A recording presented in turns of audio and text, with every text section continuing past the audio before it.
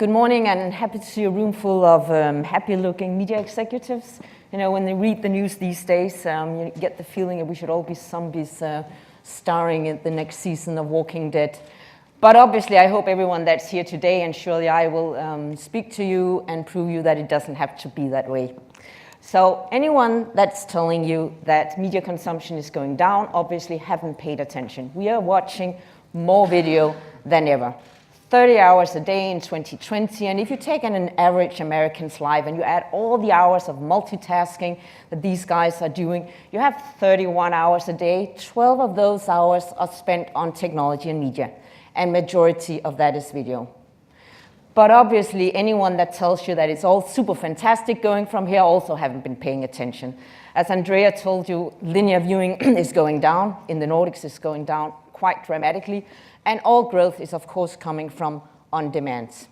So even though you're seeing that linear viewing is still, more than half of the viewing, it's not growing. If you watch the Oscars this year, a couple of weeks back, lowest rating ever. And honestly, I was in the US at the time, so I actually watched it.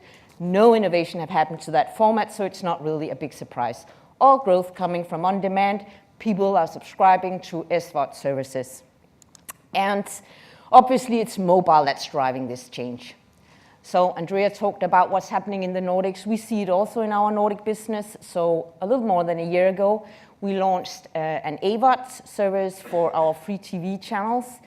Already it's downloaded 2.6 million times. Now, we're in the UK, so you might think 2.6 million times, that's not really a lot. But remember again, in the Nordics, you have 10 million households. So it's actually quite amazing. But I think the interesting thing with mobile is not only the device in itself, but it's actually what we are watching. So we see a lot of new innovative formats coming up. And I think that's actually the biggest change. It is what we watch. So, take startups in France like Black Pills. They have a new format out. It's called 10x10. And this is high quality formats.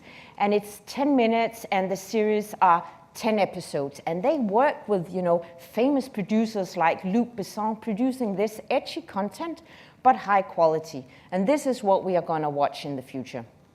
So our audience love video, they love mobile, they love the new formats, and they love storytelling like this.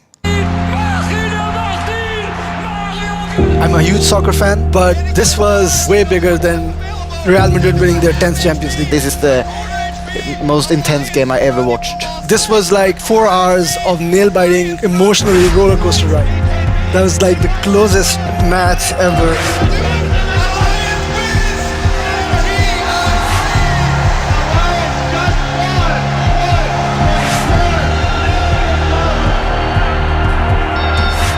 It's definitely up towards the nexus.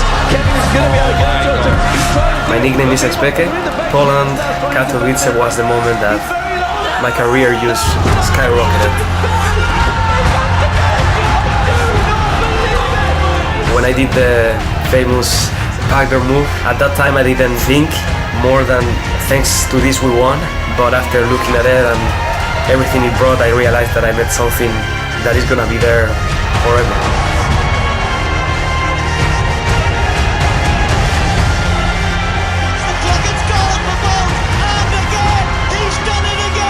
Nip are patient.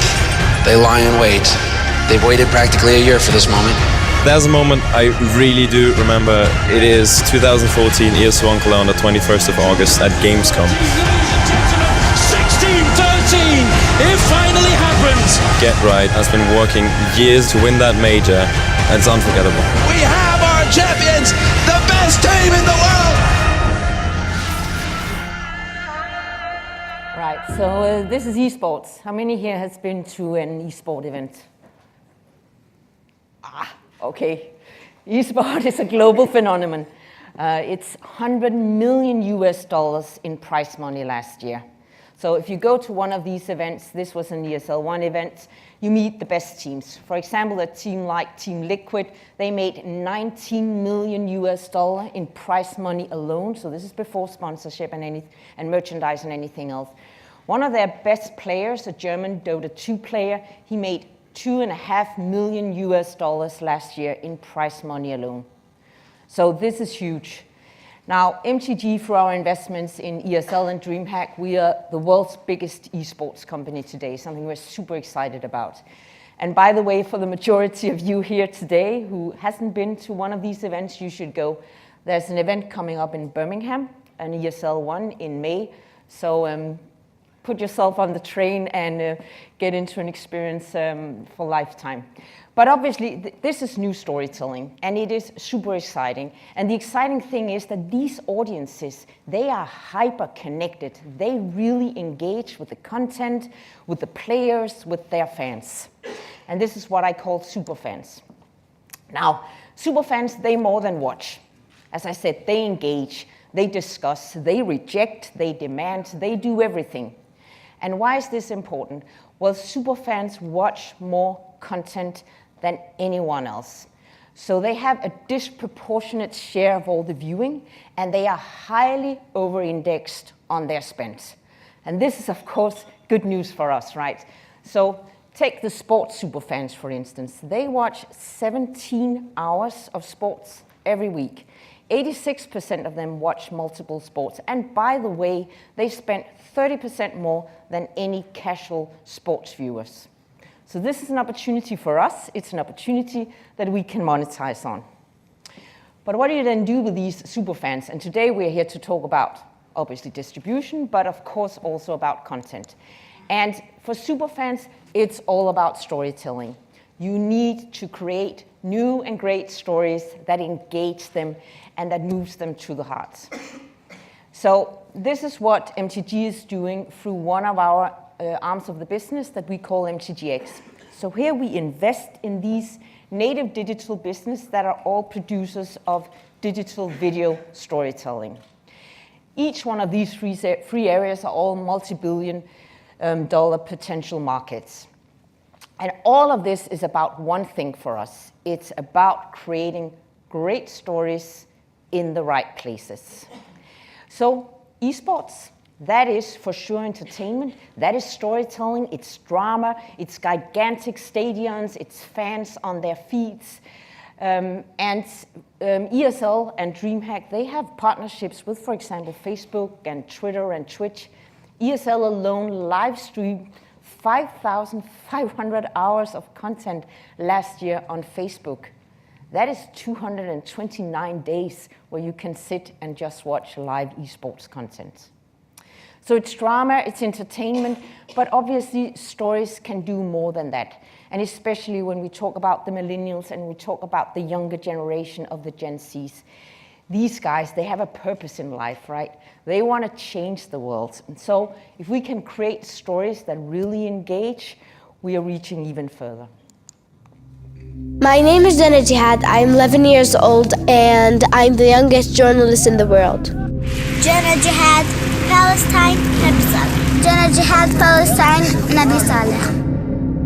I started doing that thing when I was 7 years old, when I saw that there's not enough journalists to cover the things that happens in Palestine. So I said to myself, I should not be that journalist who covered those things and to be the voice of the Palestinian children. I have experience when they just came and arrested and killed my uncle just near me. I saw the blood on the street.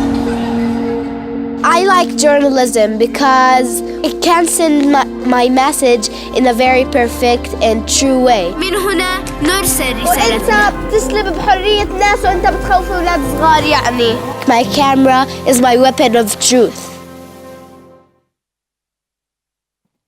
Yeah, this is not easy to watch, of course, and it's not supposed to be easy to watch. It's supposed to engage, it's supposed to tell stories.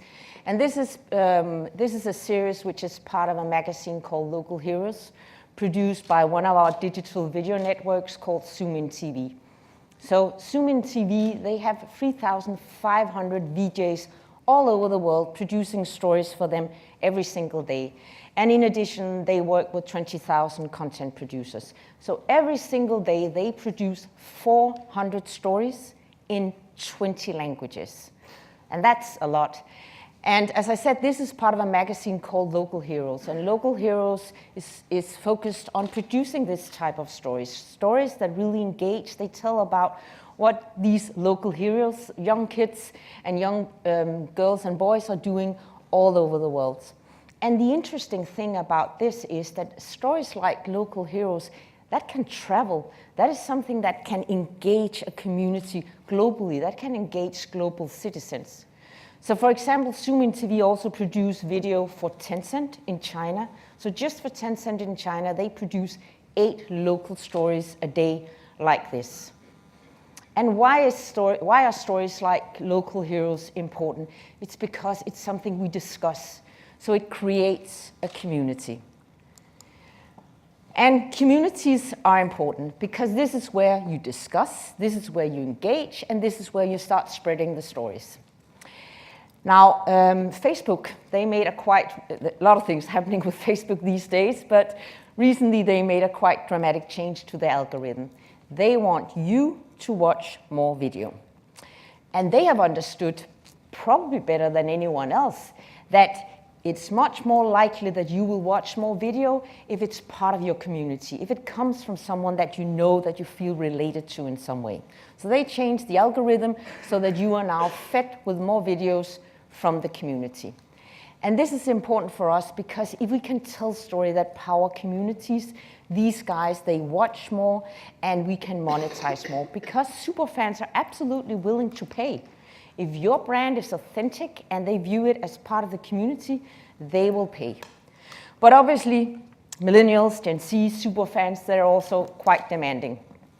So convenience, you look it up in the Oxford Dictionary and it's about a state where you can reach your purpose without difficulties. Now, can everyone here truly say that your customers or your audience are able to engage with you without any difficulties through their lifetime? Well, if you don't, we have a problem. Because you need to super serve your superfans. And by super serve, I'm not meaning that your interface needs to work and the platform needs to work. And obviously, if someone even still calls customer service, that someone picks up the phone. You're not getting any points for that anymore. It's about much more. It's about integrating seamlessly into their life. Because honestly, the opportunities out there are vast today. If you don't do that, these guys, they will go somewhere else. So let me summarize. The good thing is we're watching more video than ever, but make stories for superfans. Now, what that means to you, that's of course up to you. For us in MTG, we are transitioning and transforming our company into becoming a global digital entertainer. And you can see that in our profile. So digital sales grew 70% year on year. And our digital sales today is 34% of total sales. But independent which business you're in, whether you're in pay TV or free TV or streaming service or even eSports, remember those 3 things. So remember content, remember thinking about communities, and remember thinking about convenience. So 3 C's, that is all it takes to seize the superfans. Thank you very much.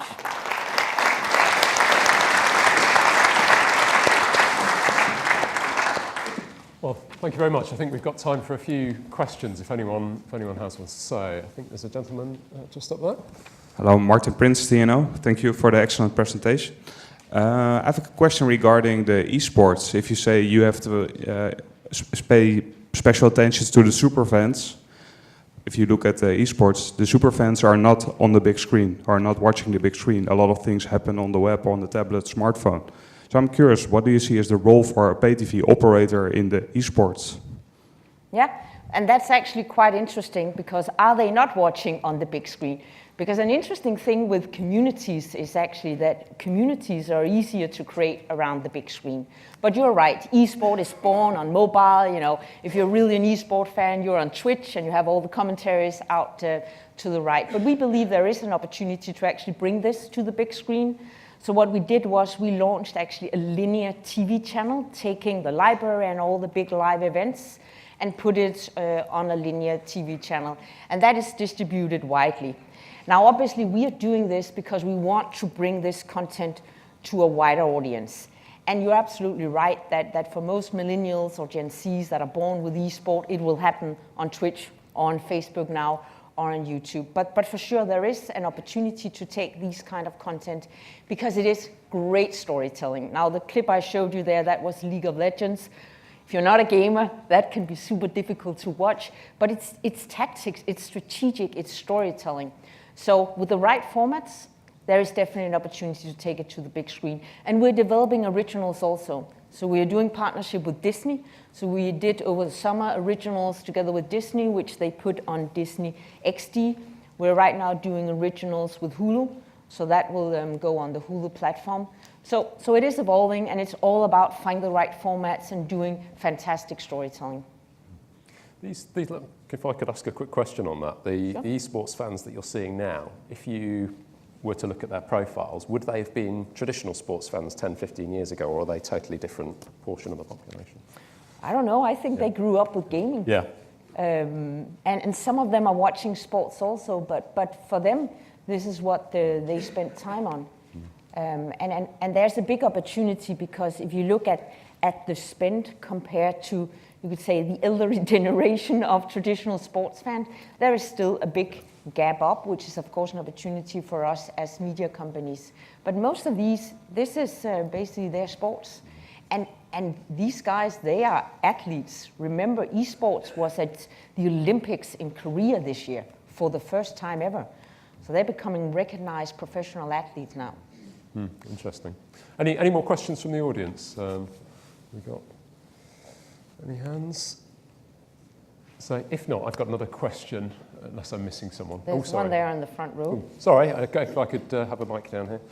You talked about short form content. Yeah, 10 minutes. Well, one second, the mic's just coming. So. Thanks.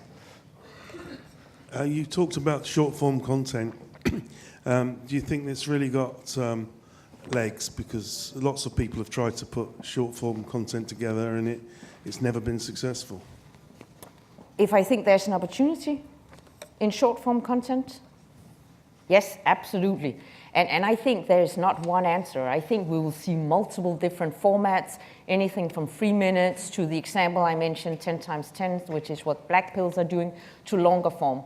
But I think one interesting thing, and coming specifically to your point, is that if you go back a couple of years, when we talked about smartphones and mobile viewing, it was very much short-form video, or shorts as we call it. And now we are actually seeing a trend moving more and more into full episodes and longer formats. Yeah, I mean, that's what we've noticed, is that every year, the average length that people watch on a smartphone is longer and longer and longer. So I just don't see a place for short form. Yeah, I think there's definitely a space for short form. I think the right question here is actually, what is the business model for it? So will we see that people will pay for watching short form video? And here I think maybe the verdict is still out. But if you look towards US and maybe also in US, you are seeing big bets being made. So people are putting a lot of billions of money into now investing into these new platforms, which will be mobile short form only. But whether the business model will follow, I think that remains to be seen. You say no, I can see. Well, thanks very much. We'll hear more from Jette on our panel in a moment, but if you could join me in thanking her for her time. Thank you very much. Right.